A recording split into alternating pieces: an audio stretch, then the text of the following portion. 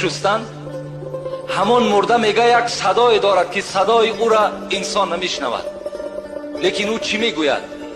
مرده در وقت غسل با غسال گوید این حرف با زبان حال: بود مثل تو تر و تازه، قوت داشتم به اندازه.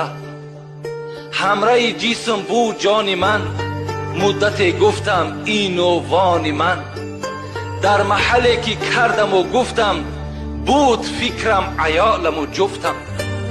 تا که گشتم خراب و بیچاره، ناتوان حال زرد رخساره.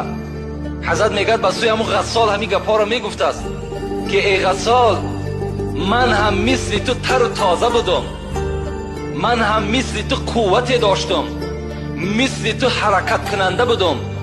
هر دمی که میخیستم و مینشستم، فرزندها و